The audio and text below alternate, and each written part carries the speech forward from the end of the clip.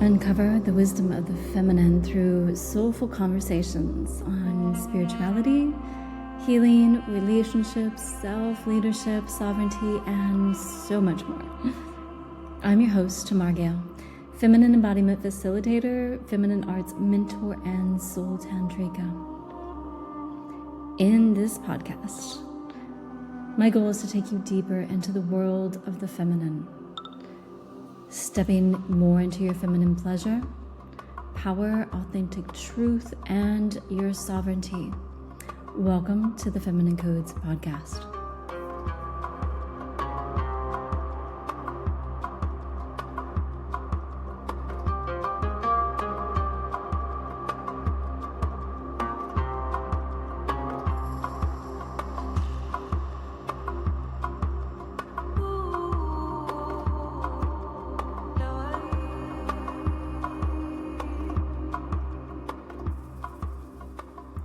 Welcome back to the Feminine Codes podcast, and today I am with Sue McCreadie, who is a pediatrician, a transformation expert, a champion for midlife women who are navigating everything from hormones to heartbreak to what she calls holy wake-up calls, which I'm really interested in finding out more about. So welcome, Sue. I'm so happy to have you here and so excited to hear your story about what brought you into doing this work and transitioning from medical doctor to this midlife transformational guide. Welcome. Thank you so much. I am so grateful to be here and in this flow with you. So thank you. Thank you. Yeah, it's been kind of a wild ride journey of following the breadcrumbs. Yeah, started out traditionally medical doctor training, went to med school to be a pediatrician, and I'm still a practicing pediatrician. I focus on helping kids heal through nutrition, so holistic based nutrition based practice, which I absolutely love and get to do it all from my home here, which is awesome. And I would say it's been a minute about figuring out how to help the moms in my practice. So they're always like, Dr. Sue, what about me? Can you help me? Right. And for the longest time, I've just been really trying to figure out how it is that I can help them, following my passions and also figuring out where to meet their needs. So that's gone anywhere from, creating a nonprofit to doing network marketing and nutrition and just really curious maps. And then finally I said, you know what, I'm just not sure like how to do this. It's just not quite all coming together. So I actually sort of semi-retired before putting together this coaching practice. I was like, Source, God, I don't know. I think I'm just going to finish out this pediatric gig and then be done. But you know how life happens, like just happened to get an email. I followed the next breadcrumb. And then lo and behold, within days, I was on this 3-day event with this coach and then signed up for her year-long program. And then all of a sudden I'm like, well, I guess I'm going to be a coach. I guess that's what I am. And right when I landed in it, I was like, wow, I am in my lane. Like, this is what I'm up to. This is what I'm supposed to be doing here. It just felt so centered to be able to help women heal, in their 40s, 50s, and 60s and really start to understand themselves. Some of them are mothering children. Some of them are single and have never birthed a live human being before. But they're also just discovering about, really honestly, to mother themselves. That's kind of how I think about it. That's really, really so. As I'm hearing you speak about it, in the studies that I have done that transition into kind of the next phase, which is kind of where we are in our mid 40s to early 50s, that transition into perimenopause, menopause. I think about some of the mothers because I'm also looking at 46. Well, not 46 yet. I'm 45. I'll be 46. Don't want to make myself older than I am. But, I'm also at the stage looking at moving into getting pregnant.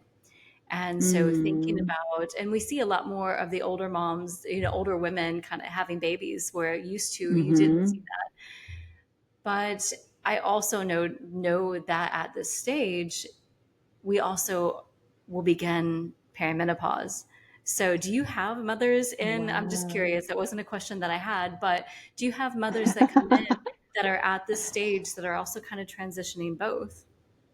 Wow, that's beautiful. I think that is a new wave that you just Mm. introduced to me.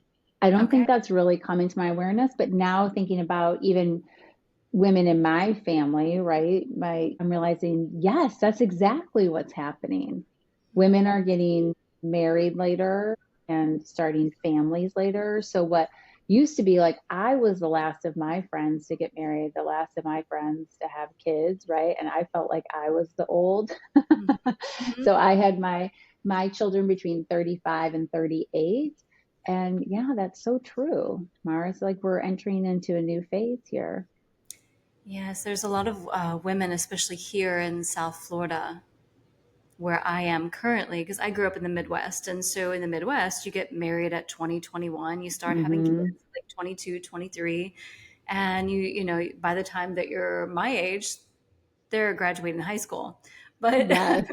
I seem to have done everything backwards. But here, I do notice that there's quite a few women in their 40s to mid 40s that are now just starting to have children. And so it's shifting. And I was a trained doula. I don't do that any longer. Hmm. But just seeing the shift in that and knowing that that's even possible is really incredible. It's sort of beautiful actually now that we're talking about that because one of the reasons that I love working with women in 40s, 50s and 60s is because they've come to a period of their life where they're ready to really do the inner work where they got, I don't want to say distracted, but there were other priorities, right? Whereas I feel like what you're bringing to my awareness now is like we're also at a stage where women are doing that before having children, if that makes sense. Yes. They're doing the inner work and then like, oh, okay, now I'm ready to bring another being and nurture another being, right? That Hmm. makes a lot of sense. I haven't Yes, I thought about that before. kind of feel like that's at least where I've been. It's like, okay, for one, That's there maybe beautiful. not have been a lot of men that I would have wanted to had children with. I mean, that I had met, not that they're not out there. They are, and I have one. But also, I knew that I needed to do my own inner work before, like Hmm. for me, I needed to do that before now I'm ready. It's like I've That traveled the makes so world, much I've had all these sense. experiences. I'm not missing out on anything now because I've done everything that I could possibly do. Mm, And now I can feel like I could give my all to being the kind of mother that I would want to be. that is so beautiful. I love that. That's a beautiful love story. Beautiful mothering story. So yeah, I was just curious because also it's getting closer to perimenopause and the hormonal shifts that Hmm. you see all the time with women, that you work with women. And so it's like navigating both because in my studies and training, when you come to that midlife where you're shifting, Hmm. you're becoming the archetype that I call either the empress or the queen, Hmm. so you're stepping more into that where you're turning that around and focusing on self. But now Hmm. you come to a stage where, okay, you're a mother and you're turning that focus inwards and being the mother of yourself. So how do both of those merge and become? I just had a beautiful, you said the Empress. And so I love tarot numerology. And in numerology, I'm a three. And in the tarot, the three is the Empress. And there's so many different, tarot decks out there. So you can see it in so many ways. But the deck that I'm envisioning is called the Light Seers deck. And the Empress is just this beautiful woman with wings made of fish and this big belly of made of earth and she's just looking down and smiling. She's so content. And I feel like what's in her belly? It could be a baby. It could be the world in general, right? But it's this sense of, yeah, really mothering. And I think what you're bringing to my awareness is that mothering a child can be at any age, really, right? It doesn't have to be at this what it used to be. And also the beauty of, well, that will create a much different environment. That creates a definitely a different nurturing, right? Wow. I love that. Thank you. And I love the image of that empress. Like it really, at Mm, this stage, resonates a lot. Because again, and I think our work aligns in so many beautiful ways. Like that empress and the birthing, the creation of the mother, like moving into the empress stage of what I call the empress. It's like in this stage, we know ourselves better. We've gone mm, through all of those life lessons. And now we're at this stage where if we've done that inner work, we're here to teach, we're here to give back, we're here to use those gifts mm, as, yeah, as a feminine leader in some sense. And that can be in like many different aspects of life. It could be with your family just as much, it could be with your mm-hmm, community or in a profession. But using your gifts of what you've gone through to like in service, it's like all those lessons that you've learned throughout your life.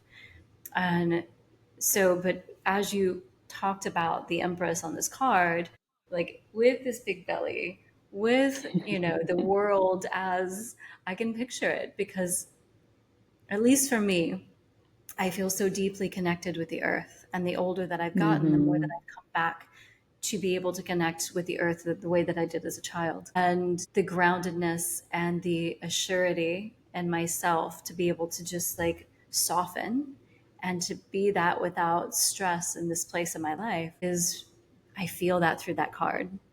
And so thank you for sharing mm-hmm. that with me because it's Yes, really beautiful. it's yeah, nature is so important, and I'm just coming off a 3-day weekend with my girls in New York City, where I was like, wow, the city that never sleeps really never sleeps. Times Square at like midnight is all lit up. And there's this one place called the Chelsea High Line where you can rise above the city and like be in somewhat of some nature. And one of my other daughters, who's also an Empress, a three, she was like, where are the trees? I just want to go to a park. You know what I mean? Like, can we go to a park now? Like, can we go to a park? That would be me. Yeah. Yeah, and what I love, I've heard another teacher talk about the frequency of nature is like at the same of a heartbeat of the mother to the child. And so when we're in nature, it's regulating our nervous system in that way as mother regulated baby in womb. And I feel like that is so necessary for me too. Like I kept in kind of curiosity, like, do you think you could live here? And like pretty much all my girls said no. One said I think I could for a couple of years. And then two were like a few days, maybe 2 months max. And those two both have the Empress in them. And I think that's just so interesting because yeah, I feel totally ungrounded unless I'm back with nature. That's one of the ways I like bookend my day with a walk with my husband through the neighborhood. And I feel like that's what it does for me. It like grounds me again. It feels so mothering to myself. It is. It is the, you know, that mother energy of with the earth, Gaia. I Hmm. feel the same way, and I've said it like, especially more now that I'm not in nature right now. I grew up in the middle of a forest. Mm. I need trees, like I need breath. Like I need nature. Like if I don't have it for a while, I'm like, okay, like I gotta get back. I gotta find it. And it's here. I mean, the sky is here. We have some palm trees, you know, but it's not the same. I just spent 2 weeks I went back home for 2 weeks with my man and my dog, and Mm. we every morning coffee on the front porch and a walk in nature. Like that's Yeah. just like I have to. I'll wake up at 5:30 in the morning just so I can hear the birds and I can sit on the Yeah, porch me for like too. an hour. Yeah. Oh, My girls are like, "Are you sure?" I'm like, "Yep, need to be up by myself." My husband's like, "Why? Why don't you sleep?" I'm like, "Need to be by myself. Need to ground. Need a moment." Yeah. so the same. I'm so, yes, so important. Yeah, what a beautiful way to begin this. Thank you. I'm just like I can feel it in my body. I do Mm, have a question. mm, So I know you mentioned the tarot and the yes. tarot numerology and like the number three is the Empress. And I read a little bit how you add that into your work a little bit along with the personal growth and the psychology. Like it's a beautiful blend Hmm. of these modalities together. And I am fascinated by all of these topics. Can you share with me what that looks like within your practice? Like how you Yes. blend those together? Well, I would say, it's been an adventure and I think it looks different for each client, but even a client this morning, like the psychology piece to me. So yeah, it looks like a client, and everything's online, right? So it's like me and her, right, online. And she brought to the session like a big topic of infidelity, not for herself, but in her family. So she's a mama, has children now and even grandchildren, right? And it was just super unsettling, right? Like you can feel um, just how like kind of the rug pulled out underneath her. Like she didn't expect that to show up in her lineage, maybe is how I would say it, right? Like it was nothing that she was expecting. And so how it plays in, I feel like it's actually very grounding. Mhm. So in this particular situation, right, I actually started with prayer. I don't always start with prayer. I just felt like, okay, we get to start with prayer. So I just called in source, and she's faith-based Catholic. So I said God and words that like, and so I said, okay, like lead us to the best next step, right? Then I brought in psychology based on frameworks that I've learned. A big mentor of mine who I learned a lot of psychology frameworks from is Tony Robbins. So I brought in a framework that Tony teaches called the six human needs. And I said, I think best, what's so hard in these situations is you're so intimately involved and you're like, why is this happening? Right. And so I think the best is just like, okay, let's step back and like just look at it from this framework.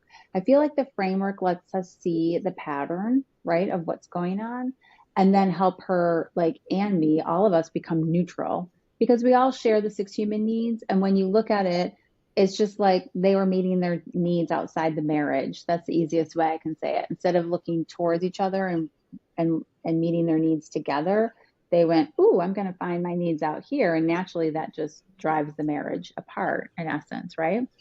So that's a framework. But how I pull in the tarot, right? The tarot numerology is because I know her numerology, because I know her birthday and her birth date. And then based on that, I know kind of the way I look at it is like the cards in her deck to simplify this. So I know some of her like primary numbers and you can relate those to tarot cards. And so I just looked at this like 52-day cycle that she's in right now in this period of time. And I brought up a card, right? And I said, what do you see? I think of tarot like the ink blots for psychology, like how the psychologist or the therapist is like, what do you see? And like you're looking at this big blob. It's a way to tap into the subconscious. Mhm. And what's amazing, Tamar, is that she saw something I've never seen in this card. Like I've looked at this card a gazillion times because I do tarot every day, even for myself. And so I said, what do you see? And she said, a stoplight. I was like, what? I was like, oh my gosh, that is like there was like these three colors. They weren't in the same order as like red, yellow, green. So it was a different order, but that's what she saw, right? And so it's a beautiful way like to sort of bring in, okay, well, how is the situation like stoplight right now? Like right now, her daughter's like that the marriage, right, is like, are we at a stop? Are we at a pause? Are we at a go? Right.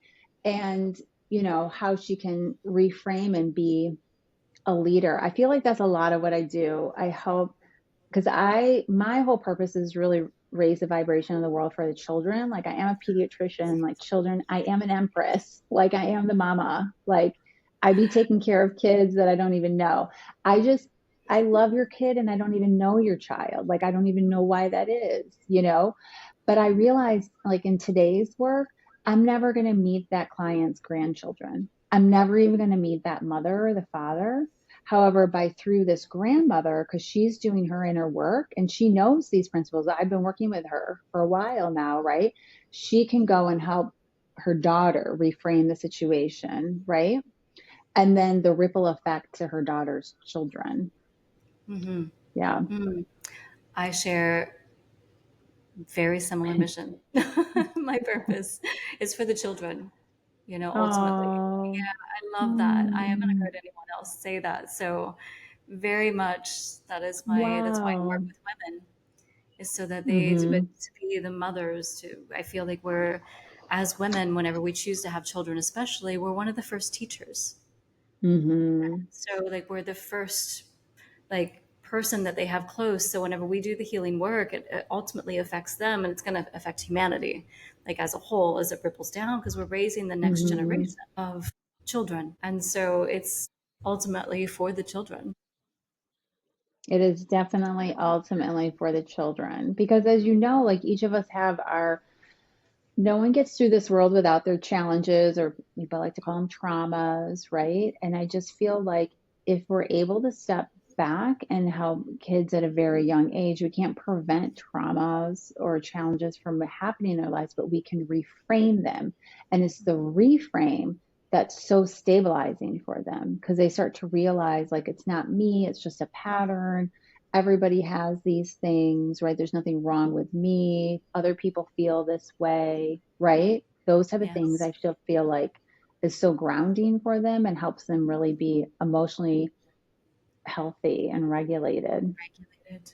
Yes, I was in it was years ago in Morocco, but I was on the border of Algeria in what's called Mm, a bivouac, and so this big encampment, and we were staying in a tent, far, like not inside the camp, but like outside in the desert, a little bit off the beaten path.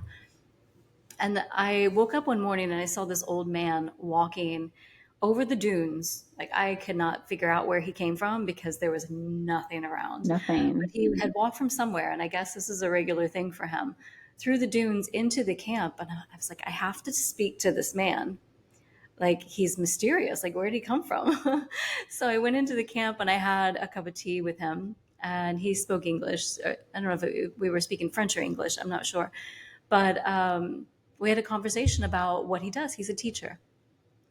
And so Mm, we sat down and I told him that I did work for women, with women, and kind of, we got into the conversation about that. But what he told me, he was like, I want to get to the mothers.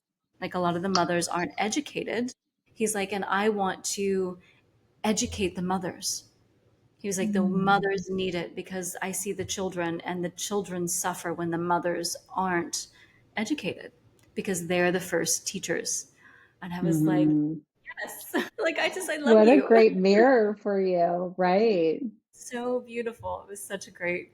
I love those people that show up in your life along your path that Mm, kind of mirror those things back to you and have those words of wisdom. And I think that I was 36 at the time. So it was, I was still learning. I was still growing a lot at that stage, at that, all we always are, but particularly in that right. stage. So it was a really, especially coming from an older man, it was a really beautiful, beautiful conversation. I feel like Um, that was a God drop for you of just like, yep, keep going. You're on the right track. it was, I believe, Mm, I agree. And you had said something around, yeah, there's a couple things that you had mentioned. So one of them was about this relationship that you were working with this woman on, and issues mm-hmm, in marriage. And so what I've seen, and maybe I'm wrong, but I've noticed kind of this pattern is that when women are going through this midlife transformation, mm-hmm, a lot of times I believe due to hormones, and also especially if a woman has like brushed everything under the rug and didn't want to look at, kind of what was going on, and I'll look at it later, or I'm not going to, pay attention to that. Whenever we go through mm-hmm, this transition, all of this stuff comes back up. And mm-hmm. so I've noticed that there are definitely like marriages that struggle during this period. Have you noticed that in your work? Yes. So I love relationships are my jam. That's part of my numerology. I I didn't realize that until starting to do this work, that I just Mhm. somehow kind of get it. I'm not even sure how. I mean, I am in a marriage of 23 years, and my parents have been married 69 years. They're 90 and 92. So I'm sure I've learned a lot along the way there, right? And I've realized that working with women and marriages, I mean, I think probably the most common theme that so the way you break down relationships, just kind of in a high level nutshell, is, and this is again like a Tony Robbins framework that I've learned. So there is, what we're all striving for is being in love, and in love meaning unconditionally accepted, right? And unconditionally accepting of another. And also, though, passion. So it's like love and passion. So passion is that magnetism, which is why I love the work that you do, because the more you help a woman embody her divine feminine, right, she is going to magnetize the masculine, right? So that's a lot of what happens is we get depolarized. So I'll talk about that in a second. But number two is like, that's level one, position one, that we're all like, yeah, I want that. Like that's usually how it starts out, right? And then it starts to drop. So level two is, yeah, absolutely loving, but the passion is fleeting. Like it's hard to hold, it's hard to maintain there. Level three is, um, yeah, more like roommates. Like I love you, but there isn't an emotional attachment anymore. Level four is, position four is like, yeah, 1 foot in, 1 foot out, like sort of planning to escape, like spending a lot of the time dreaming of like romanticizing the other person, but still living in the home.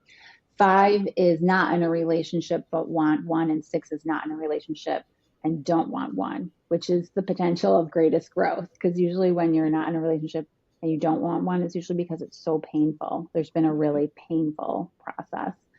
Or you're in the healing phase of like recuperating from the last, right?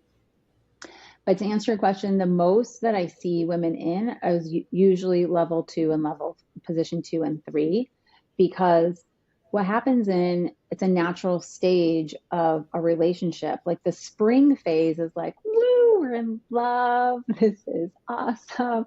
Is that what they And call like the especially honeymoon phase? the honeymoon phase, the spring Is that kind of the phase, same it's like, thing? yes, exactly. Like, who cares about money because there's love, you know? Well, just nothing matters except this person, right?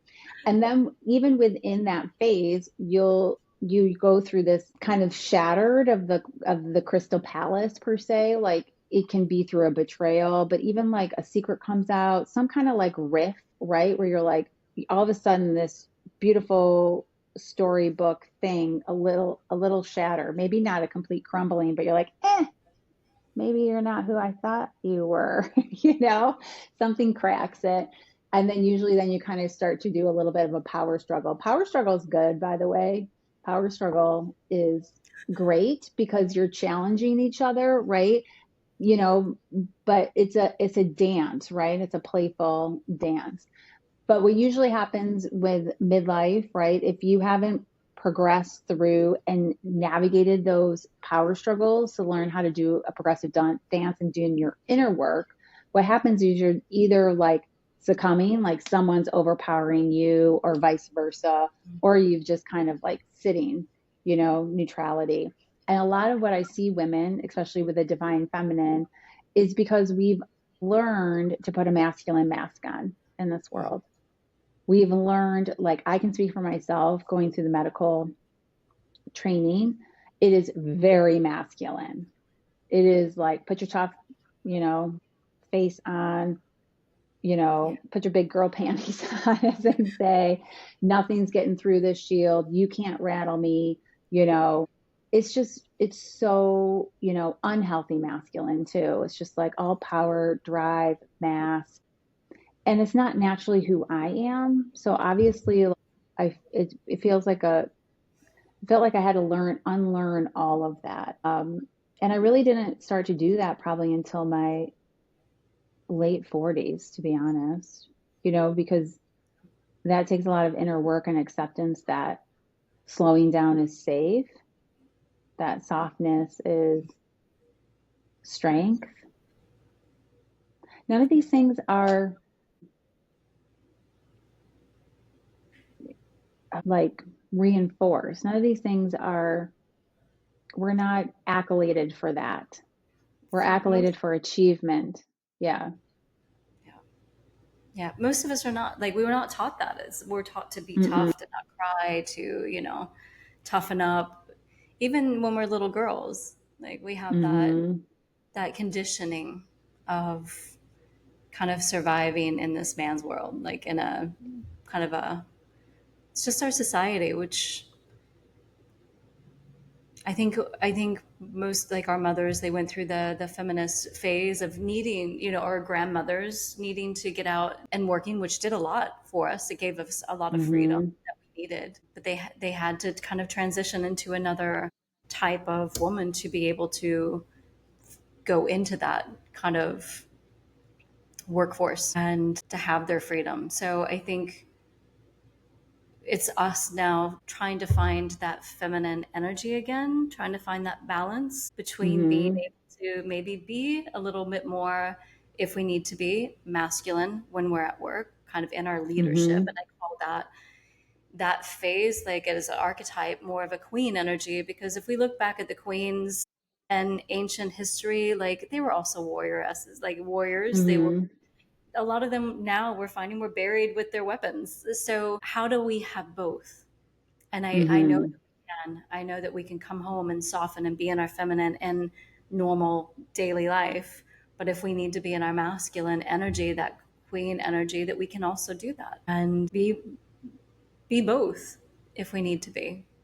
Yeah. That's definitely where I feel like I've been learning, or I guess that's unlearning, right? Really getting in touch with flexing and flowing between the two, and remembering that it's safe to rest, that it's more about being than doing, because I'm such a Yeah. doer. And that um, it's very reinforcing too for intimacy as well, not only with platonic intimacy, letting others into you to see who you really are, but also sexual intimacy too. It's very polarizing, it's very magnetizing, it's very like the feminine wants the masculine wants the feminine, and it's just so beautiful. Yes. How do you, with that shift, we can see a lot of, like, I'm also a doer. I Mm-hmm. mean, I grew up in the Midwest, farming. I am definitely a doer. Mm-hmm. But that was also a lesson that I had to learn. And still, I can't say that every day I get it right, even though it's what I teach. I don't think that it's something that we can just fall into and be like, I'm now a being every day, all the time. No, I fall into those patterns sometimes when I need to get things done. And I have to Mm-hmm. remind myself to step back. Like this morning, my body was telling me. So I called my man. I'm like, can you come grab the dog? Because I need to rest. And he Mm-hmm. did. And I allowed myself to rest this morning. And it's kind of that process of learning and honoring and self love that we kind of just have to remind ourselves sometimes to do. And that's the journey, the beautiful journey of it. It really is an act of self-love. And Mm, it's really, and to me, it's also an act of trusting the divine or source or God, that God's got this, source has got this. Like, it's not just you, Sue, against the world. Like, it's not just you creating soulful medicine or taking care of these beautiful families, through pediatrics. It's like, no, this is a co-creation. And so that's taken me a lot to just keep reminding myself to trust that God's got this. Like another woman put it to me, it's faith and works, is how they say it in the Bible, right? Like faith plus works. mm-hmm. You have your faith and you put in your work, where I'm always like a little work overloaded. And then getting to balance more of like, okay, I have faith, I have trust that this is in divine time. I'm not behind. I'm in flow, those type of things. I love it. I've also find myself in those places sometimes. Yes. A lot of trusting. It's a lot of trusting, surrender, trust. Yeah. Hmm. Just allowing yourself to be in that flow, but like you said, still work, still do the work towards it. Yeah, another question that came to me this year is like, what if it doesn't take more work? Hmm. It takes more trust. Yeah. And I definitely, that was true for my mothering journey because I had three losses, three miscarriages, and then our first, and then another miscarriage, which I totally wasn't expecting. That was the second trimester. And Sorry. then two more, right? And so I'm like, yeah, trusting that that's all divine, trusting that that is God in some fascinating packages that have brought unbelievable healing to myself and also for me to help other people through that. Um, Even to the nitty gritty of like what my medical condition that was causing that has allowed me to help hundreds, if not thousands of children with that similar thing showing up in a different way. So I think that's the thing about life, right? It's just like learning how to trust the process because it never seems to be, I don't know about you, nothing ever seems to be happening fast enough over here. Yeah, on this side, it's a little slower. I'm like, can we speed that up? Can we go a I little know, faster? especially when we're doers, right? It's like, okay, Hmm. yeah, it's a different time. Well, there is no time, so it can seem like Hmm. everything's so slow on this side when it's a really fascinating timeline kind of like shift. Can it go faster? Maybe. And no, it can't. Um, it's do you think or feel or have you experienced that a woman's personal growth has a great impact on her family, or how does a woman's Hmm. personal growth have an impact I on think her that's family? been, I think that's been so true for me. I would say I've been into personal growth for a strangely long time. I think because I love psychology. And so even as like a high schooler, I was like in Borders bookstore in the self-help section. I'm not sure what that was all about. I think it's just curiosity and trying to figure out things in my own life, right? I've been driven into personal development thinking about myself, but what I've realized is giving me amazing frameworks to be able to teach my kids because I think that's the beauty of it is like if we can teach these frameworks to the younger generation, right, then while these things are quote unquote happening to them, otherwise known as for them, that they can frame it and see it in a different lens rather than something's wrong with me, they can see like this is actually how I'm growing or this is how it's supposed to be. I think that's really how it's been able to help me help my children. Mm-hmm. But, or as my husband would say, it's just like, wow, you really nailed that. And I didn't nail it because I'm some genius. I nailed it because I meshed together all these things that I've learned. And in order to help them process, like, why did the friend do that? You know, or like breaking up, you know, the first love is such a big story, right? And like the first love story, like it's never, that's just the biggest one always when because it's the first time you've ever opened up that much vulnerability. And then when it's over, you just feel like death, right? Heartbreak. And Yeah. so heartbreak, like just really helping, my daughter through that process of understanding, you know, basically, hon, like I broke it down in terms of 6 human needs. I was like, basically, you were meeting his top two needs, and he was never able to fully meet your top two Mm-hmm. needs, except in the first 2 years. So that last year, he would try, and he just wasn't making it, right? And so I was like, that's what it really comes down to. We just get to meet our top two needs. And he was going like this, and you were still going like this. And that's why it just doesn't work out. So like if you can just frame it up like that, then it's not about, you don't have to make anyone bad. I also love that. You don't have to make anyone bad or good or right or wrong. You can just say, you know what? We all share these 6 human needs. These are your top two, and he wasn't able to meet them. And so you deserve to have those top two needs met, hon. And I believe that you'll be able to find someone where it's joyful to meet his needs and him meet your needs, right? Beautiful explanation. And also the wisdom gained from Mm,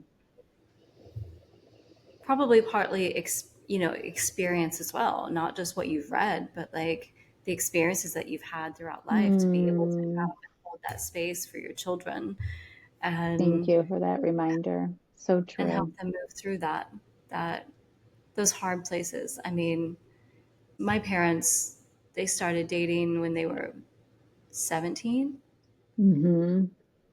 each other's first, got married at 2021. So my mom had never really experienced like a, much of anything else. And so when Yes. I was going through all of my boyfriends and breakups and heartbreaks, she's like, I wish I knew what to say to you, but I don't because Mm, I never experienced what you're experiencing. So it was difficult for her wow. to be able to be there for me in a sense where she could relate because she had never had to experience that. Wonderful for her, but I think that your experience and whatever that is also allowed you to have like the wisdom to share. Hmm.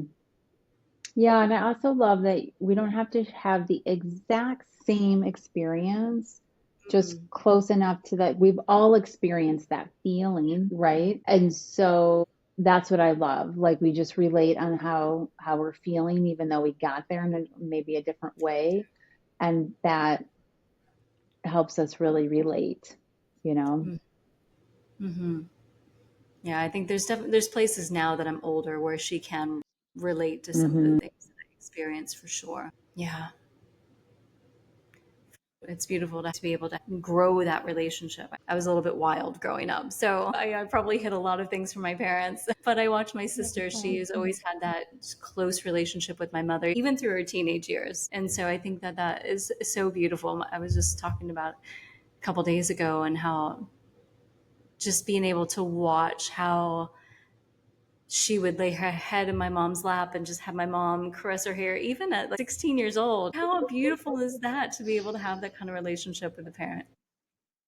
It's interesting too because that whole thing, with three daughters, we have it differently, and we synchronously ran into one of my best friends in New York City. Like I'm not even sure how that happened. Like that city is Synchronicity. swarming. Synchronicity. It was for divine timing, and of course your bestie's just gonna call it like, who's your favorite? I'm like, girl, you don't ask that to a mom. Like, what are you doing? You don't. Oh, you can't ask that You question. don't. You can't ask that question. That is totally taboo. Anyways, we were having a laugh about it. But kind of what the sentiment of what you're bringing up is that, and kind of how we answered it, it's easiest for me with one daughter because Mm-hmm. it's just like her and I are very similar in our love language and our patterns and so it's really natural for us to sink into it. However, what I explained, and they've heard me say this before, so this wasn't like the first time, the others have really taught me something. Like I've really grown the most because of them. If that makes Yes, sense. And even totally. though one of them, it still doesn't feel the same through our growth process, it's getting like giving her a hug. I was like, oh my gosh, it's like the most wide open we've ever been, if that makes sense. And it's Yes. because of the work she's doing and the work I'm doing, and that we're both willing to grow.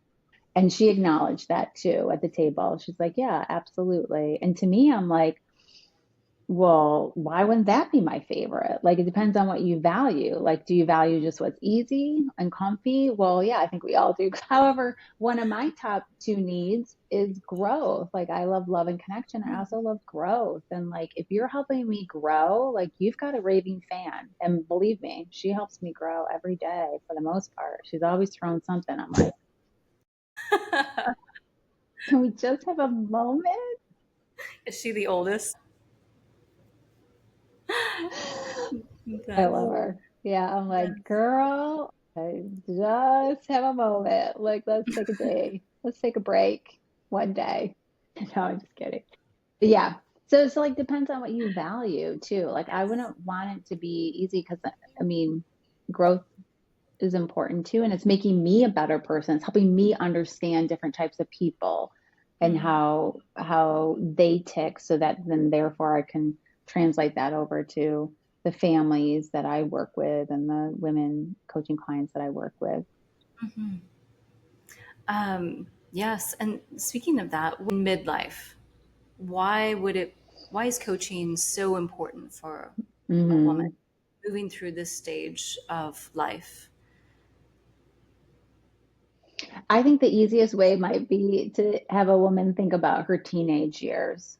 Because in some ways, I think adolescence and menopause, or like, midlife, are two big transition phases. And if Mm, you think back to your adolescent years and think, would have coaching been kind of helpful during that time? I think most of us would be like, yes. Like, why wasn't I with a coach during that time? Because there's so much rapid growth, there's so much mm, changing. And even though I've lived with my body for, 53 years now, my body changing challenges my emotions because it starts to feel differently. And then I've got to be quick to be like, okay, like get that under wraps, feel your sads, and then let's move forward because this is the new radiant. Like a funny thing was like I didn't wear a lot of makeup ever really, but then I was always like, oh, I just want to wear the makeup on my eyes. And then with menopause, like I started having reactivity to like makeup on my eyes. mm. Like, dear God, like let me just put some mascara on. So now I'm like down to mascara. And now I'm like, you know what?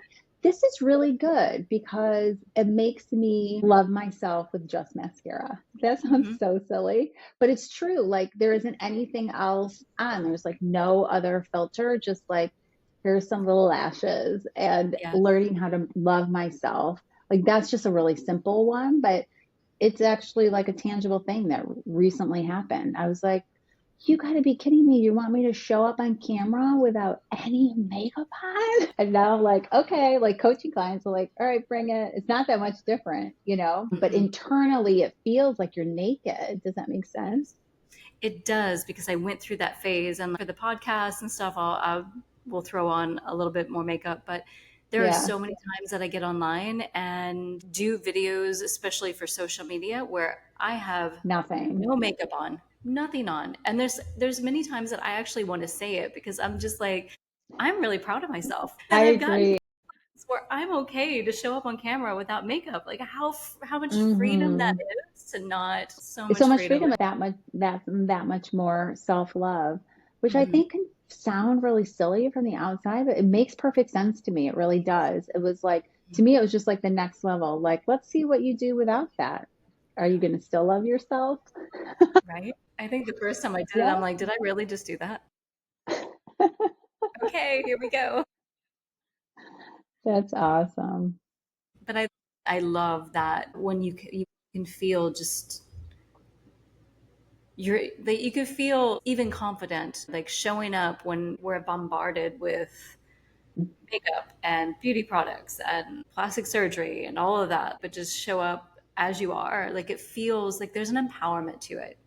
There really is, when you can love There yourself really is. and be like, here I am, and then like take it or leave it.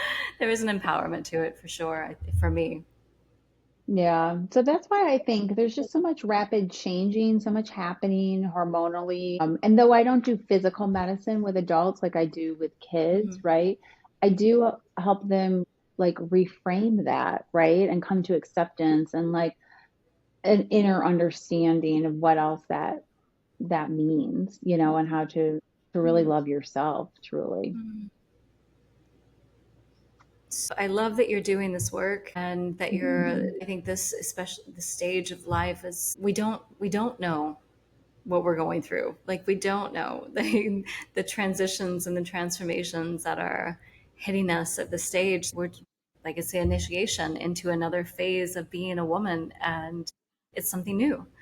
And we'll never go backwards. We're never going to go back to who we were. So how do we move through this? And you're working with these women, and I think that's so beautiful and so important and so needed. And I can tell by your personality that it's also fun. Like it's It's not very like fun. We get to have fun. That's what I always remind myself. We get to have fun. We get to laugh at ourselves, mm, because I use a word called I use the word fascinating when, like, well, that's fascinating, when fascinating behavior, fascinating response, fascinating experience. Like, well, that's fascinating.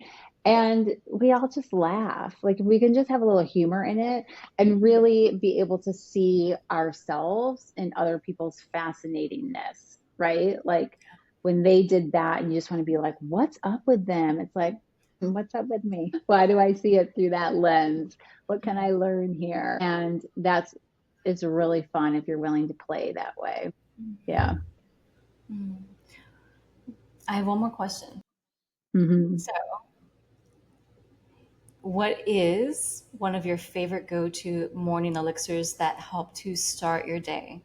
Oh my goodness. I am infatuated with this hot chocolate mushroom combo mix that I've got going now. And it's sort of been an evolution and process. But what I've ended up with is I take a tablespoon of raw cacao, basically, and then a teaspoon of this mushroom extract that's good for your immune system and energy and things like that. And then I put in, it's not whey protein, it's actually beef protein that's vanilla flavored. So I put in the protein and I mix that with water. And I'm telling you, even my friends who are like, not into that. You mix it and people are like, what is that? What is that? Because it just sounds, it's like yummy hot chocolate that's filling you up with nutrients. So that's my favorite one. How about you? I was actually Do you have a hoping you were favorite going these to say days? that. My favorite has been an O since I was probably like my grandmother would give me coffee, like a little bit of coffee with a lot of cream and sugar, Yes. a lot of milk and sugar when I was really little. I won't even say how little I was, but it's always been a comfort food for me. Like it's almost like Yes. a comforting that takes me back home. So coffee is Mm, definitely my go-to. Although favorite. I love cacao. I love the mixture of the chocolate. I used to do cacao ceremonies years ago before it was a thing here. Mm, Um, and I really have been feeling the call to get back to drinking more of a cacao in the morning. And so mm. when I like wanted to ask that question, it's more like I knew I had a feeling you were going to say something with cacao in it. You knew I was a And I chocolate was girl at hoping that you heart. would because it was going to like encourage me to get back to drinking more. Yeah, I'll send you the links so you can share them if you want. It's like also my sister was like, "How do you make this?" And then when I sent her like three different Amazon links, I'm like, "Oh, I think I just overwhelmed. I'm not sure." But that it was just kind of like this evolution and process. I'm like, "Oh, I think I'll take a little mixture of this, a little of that, like whip it up." So it's not like a single thing that you can buy, but it's three things that you can definitely buy if you want to. So I'll share those. It's fun. Yeah, I would love to, and I'll share it here as well. I would say that one of my favorite cacao mixture, like in the morning, it was typically Mm-hmm. occasionally I would do this. It was with cardamom, like ground cardamom Mm-hmm. and rose, and a little bit of cinnamon mixed in. And I love Wow. those two flavors together. Cardamom and rose is like I even wear it as perfume. But Yum. How do you so get good. rose in there? Like, You is can that, do, yes, you can do either there's a rose, almost like a rose extract, mm-hmm. or at one point I was making chocolates years ago, and you can buy rose in a powder form that is for cooking, for baking. Wow.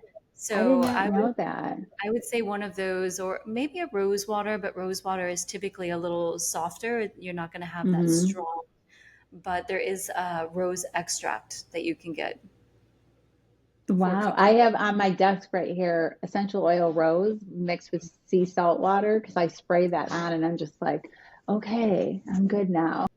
It's one of my favorites. I've always worn this oil because I try not to wear perfume unless I'm like really going to dinner or Mm-hmm. something like that. But I wear an oil that's cardamom and rose, like an essential oil. Mm. For um, and whenever we first started dating, I think that's how long it's been. He was like, yeah, I don't really like rose. It smells like a grandmother, right? It smells like Yes, the it's a bathroom, very grandmothery smell. like the soaps, that your grandmother would have. And I'm like, I don't care. I love it, So, and then I left one time, and I left my oil here while I was gone. I was gone for like a month. He was like, the whole house smells like you. And I'm like, what do you mean? He's like, it smells like rose. And so now he loves it. Aw, look at that. That's love, everyone. That's love. That's now Yeah. my scent. But Oh, that's rose, I beautiful. I wear it every day. It's one of my favorites. One of my Hmm. favorites. So I'll take a picture, and I will share with you the rose extract in case you want to try. Beautiful. Yeah, that's fun. I would love it. All right. Also, mixing rose with cacao. Who ever So good. knew? So good. Yes. In my shamanic studies, there was a woman, because I was trained, my studies was in England, and Hmm. there was a woman that would make cacao balls and then Hmm. break them. And one of them was rose with chocolate. And so it really Wow. turned me on to this mixture of the two. So good. I think she was using rose petals in the like medicinal rose Grinding petals, it. Yeah. Grinding them up. making of the chocolate. So good. Wow. Wow. Yum. I've got a new, see, you never know what's going to happen now to my morning elixir. Exactly. And so, for anyone listening, if you are interested in these products, let me know. I will happily share any of these products with you. And I Oh, will thank you. also be putting your links in the show notes. But can you let everyone know how they can find you? What is the best Yes. way to find you? The best way to find me is on the web at drsuemccreadie.com. So drsuemccreadie.com. And there you can find a fun quiz to take. You can learn more about my offerings and like a fun blog. So yeah, we get to have fun for sure. Thank you so much for having me. Thank you so much, Sue. It's so nice to have this conversation with you. And there's a lot of words of wisdom in this conversation. So if anyone has any questions, reach out to Sue, and I'll see you next time.